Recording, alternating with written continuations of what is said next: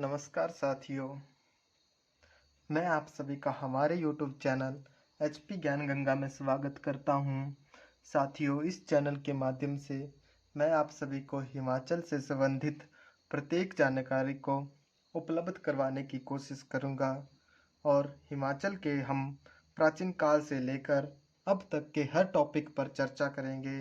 उसकी हम step wise video बनाकर आप लोगों के समक्ष एक दिन में एक ही वीडियो पेश करेंगे तथा उसी से संबंधित कुछ प्रश्न वीडियो के अंत में मैं आपसे पूछूंगा और उसको हम डिस्कशन करेंगे और यह प्रश्न और टॉपिक आपके आने वाले समय में किसी भी एग्ज़ाम में बहुत सहायता प्रदान करेंगे, यह मुझे विश्वास है। और साथ ही हम इस चैनल के माध्यम से आप लोगों को भारतवर्ष के सामान्य ज्ञान को भी बताने की कोशिश करेंगे और उसके भी कुछ महत्वपूर्ण टॉपिक हम आपके समक्ष वीडियो के माध्यम से शेयर करेंगे।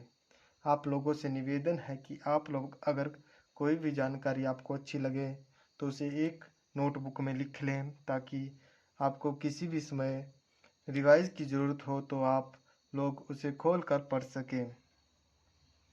तो चलिए साथियों, आपका ज़्यादा समय नहीं लेते हैं तो आज की वीडियो को शुरू करते हैं। तो आज का हमारा टॉपिक है हिमाचल प्रदेश का इतिहास। तो साथियों, हिमाचल प्रदेश के इतिहास की जानकारी को हम 4 भागों में व्यक्त करते हैं। उससे सबसे पहले आता है इतिहास के स्रोत, हिमाचल प्रदेश के इतिहास के स्रोत। दूसरे पे आता है हिमाचल प्रदेश का प्राचीन इतिहास। तीसरे पे आता है हिमाचल प्रदेश का मध्यकालीन इतिहास। चौथे पे आता है आधुनिक इतिहास। तो सबसे पहले हम समझते हैं कि हिमाचल जो शब्द है वो किन 2 शब्दों से मिलकर बना है। वो बना है हिम जमा अचल, जिसका अर्थ होता है, हिम का अर्थ होता है बर्फ और अचल का अर्थ होता है पर्वत, जिससे हम यह कह सकते हैं कि यह बर्फ का पर्वत है या बर्फ से घिरा हुआ पर्वत को हम हिमाचल प्रदेश कहते हैं। तो हिमाचल प्रदेश के इतिहास, प्राचीन इतिहास के स्रोत है। प्राचीन इतिहास के स्रोत के बारे में हमें पता लगता है जो हमें मिले सिक्के, शिलालेखों, साहित्य, भवनों, यात्री वृत्तांत और वंशावलियों के अध्ययन के द्वारा हम जानकारी प्राप्त कर सकते हैं, जो कि सीमित मात्रा में हमारे पास उपलब्ध है, जिनका वर्णन निम्नलिखित है। कौन कौन से बताए मैंने आपको? एक बताया साहित्य, दूसरा बताया सिक्के, तीसरा बताया शिलालेख,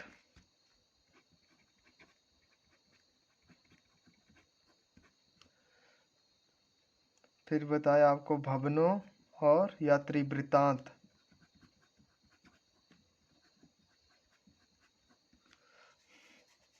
तो सबसे पहले हम साहित्य को समझते हैं कि साहित्य जैसे कि हमारा विष्णु पुराण,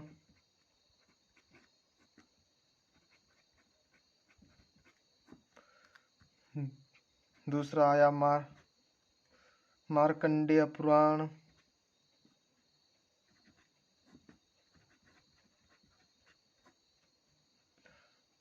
तीसरा आया स्कंद पुराण,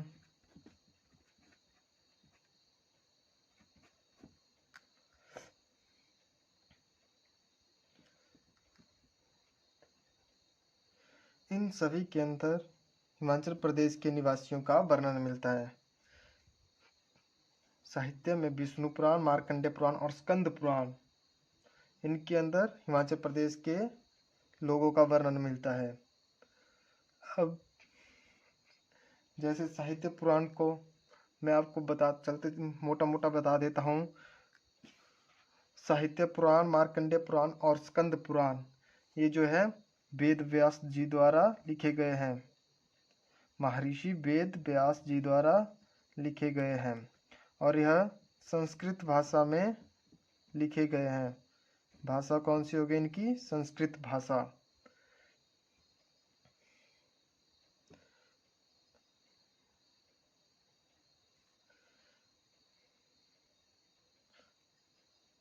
जो महर्षि वेद व्यास जी है, इनका पूरा नाम है कृष्ण द्वैपायन वेद व्यास जी।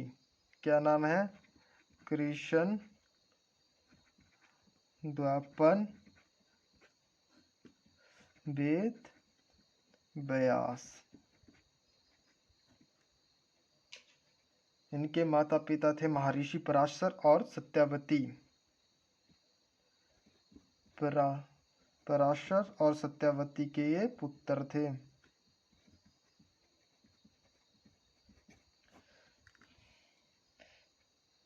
ठीक है साथियों,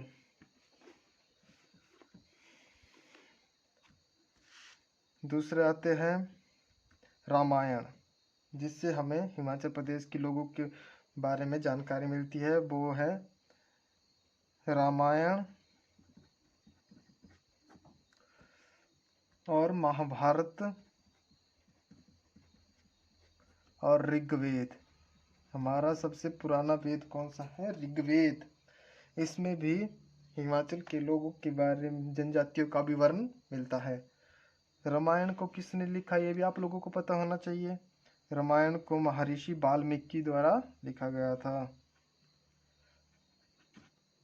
किसके द्वारा लिखा गया था? महर्षि वाल्मीकि द्वारा, संस्कृत भाषा में। संस्कृत भाषा में जो है रामायण को लिखा गया था। और महाभारत को महर्षि वेद व्यास जी द्वारा लिखा गया था।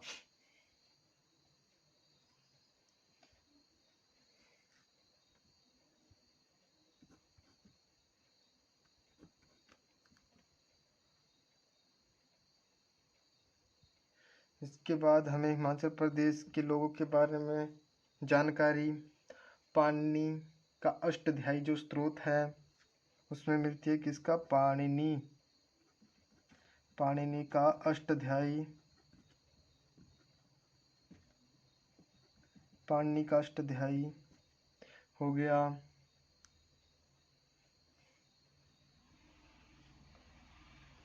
कालिदास का रघुवंश हो गया।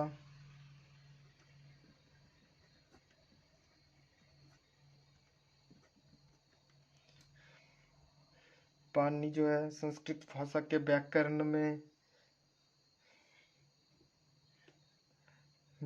संस्कृत पाणिनि का जो अष्टाध्यायी है वो संस्कृत भाषा का व्याकरण है। इसके 8 अध्याय और 4 सहस्त्र सूत्र हैं।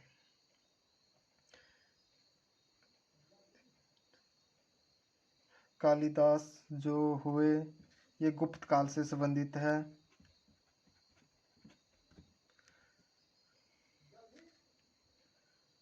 या गुप्त साम्राज्य से भी बोल सकते हैं हमें।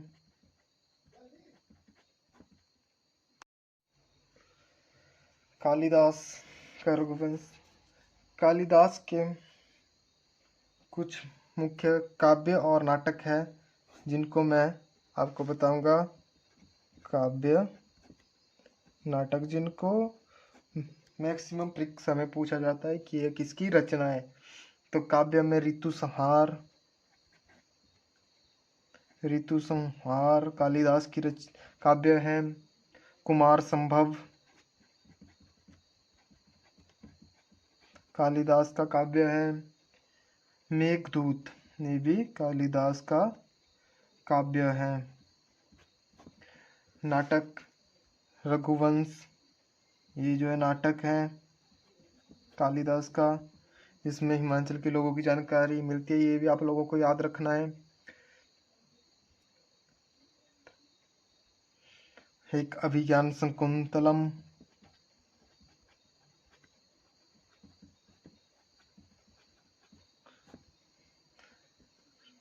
अभिज्ञान शकुंतलम ये भी कालिदास का नाटक है।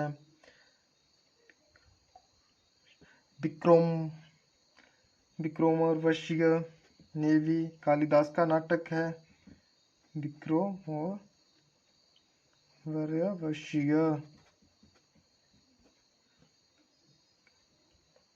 मालविकाग्निमंत्रम, ये भी कालिदास का नाटक है।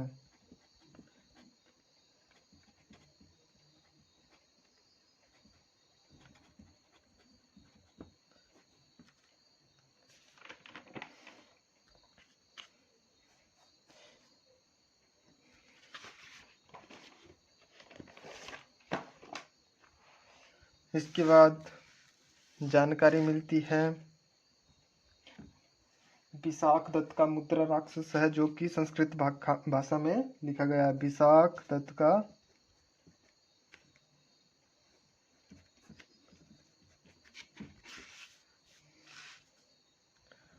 मुद्रा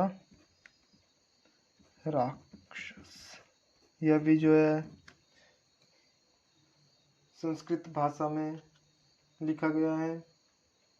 किस भाषा में लिखा गया है? संस्कृत। इसमें भी हिमाचल के लोगों की या जनजातियों की जानकारी मिलती है।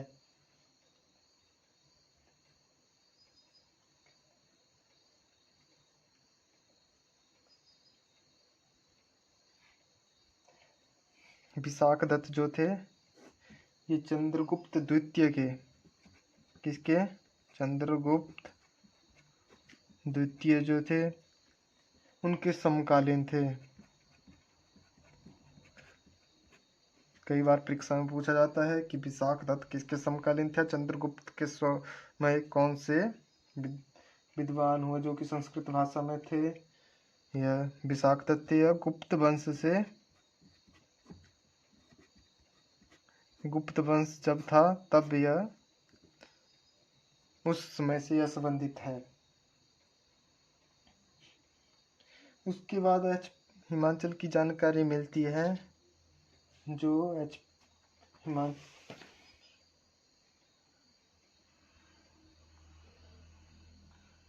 कल्हन की राजतरंगिणी से, किसकी? कल्हन की राजतरंगिणी से भी हमें हिमाचल की जानकारी मिलती है।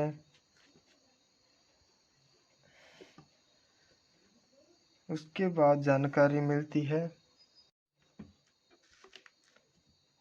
इसके बाद हमें जानकारी मिलती है सिक्कों से, जो कि खुदाई या किसी के दौरान मिले सिक्के हैं, उनसे हमें जानकारी मिलती है। हिमाचल में सिक्कों की खोज का कार्य हिमाचल प्रदेश राज्य संग्रहालय की स्थापना के बाद इसने गति पकड़ी। राज्य संग्रहालय की स्थापना के बाद इसने गति पकड़ी। इसकी स्थापना जो है 1974 में हुई है। 1974 ईस्वी में डॉक्टर वाई.एस. परमार की सरकार हिमाचल में थी। ठीक है। और इसके बाद आपको इसके बाद 1977 में राष्ट्रपति शासन भी हिमाचल में लगा था। कब लगा था? 1977 में। यह 53 दिन के लिए लगा था। हिमाचल में राष्ट्रपति शासन 30 अप्रैल से 22 जून तक चला था। तो आप लोगों को ये भी पता होना चाहिए कि हिमाचल में कब जो है राष्ट्रपति शासन लगा था।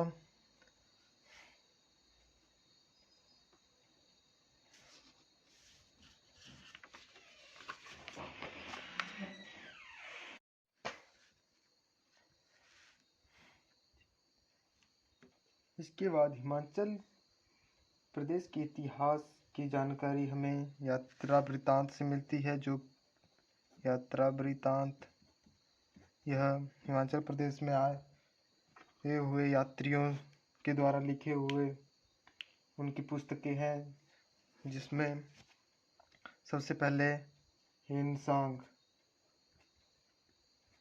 हेनसांग, यह चीनी यात्री था।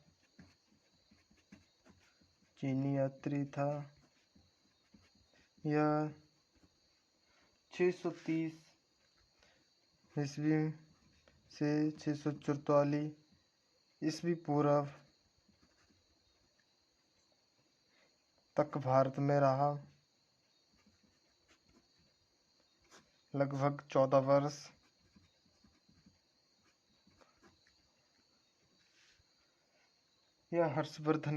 यह भारत में हर्षवर्धन के समय आया था। किसके समय भारत आया था? हर्षवर्धन के समय भारत में आया था। यह चीनी बौद्ध भिक्षु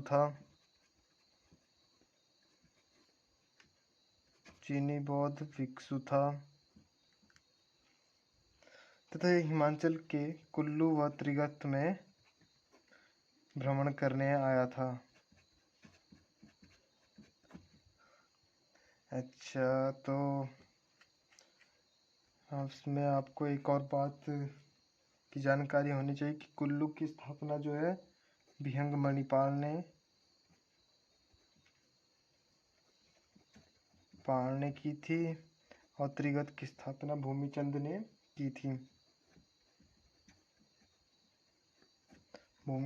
की थी। हेनसांग की पुस्तक का नाम सियुकी है। सियुकी जो है इसकी पुस्तक का नाम है, जिसमें हिमाचल प्रदेश की जनजातियों की जानकारी मिलती है। और दूसरा यात्री वृत्तांत जो है अलबरूनी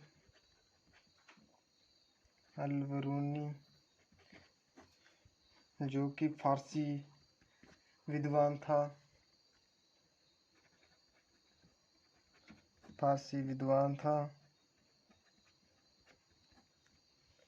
यह भी भारत आया और इसने भी हिमाचल की जनजातियों का वर्णन किया है। यह महमूद गजनवी के समय भारत में आया था।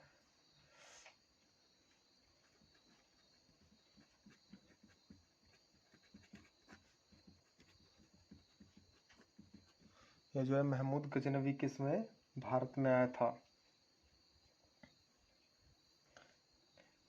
तो आज हम बस इतना ही पढ़ेंगे। इससे संबंधित कुछ प्रश्न हैं जिनको अब हम डिस्कस करेंगे। आज के टॉपिक से संबंधित कुछ प्रश्न इस प्रकार से हैं। वेद व्यास की माता का क्या नाम है? महर्षि वेद व्यास जी थे जिनकी माता का क्या नाम है? सत्यवती। मार्कंडेय पुराण के लेखक वेद व्यास जी, इन्होंने संस्कृत भाषा में मार्कंडेय पुराण को लिखा था। रामायण के लेखक वाल्मीकि जी हैं। इन्होंने भी संस्कृत भाषा में रामायण को लिखा था। अष्टाध्यायी जो है पाणिनि की रचना है। कुमार संभव कालिदास जी की रचना है। यह गुप्त साम्राज्य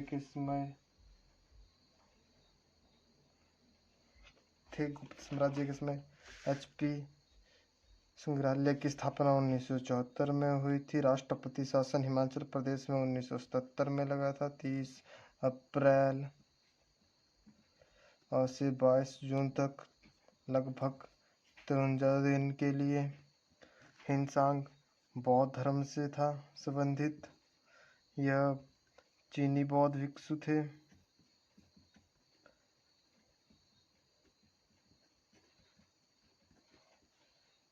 इनकी पुस्तक सियुकी है।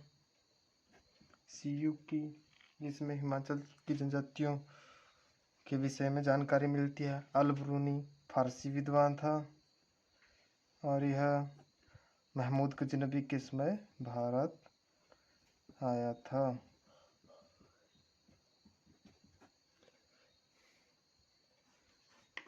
साथियों, आपको मेरे द्वारा दी गई जानकारी अच्छी लगे तो लाइक, शेयर, कमेंट जरूर करें। धन्यवाद।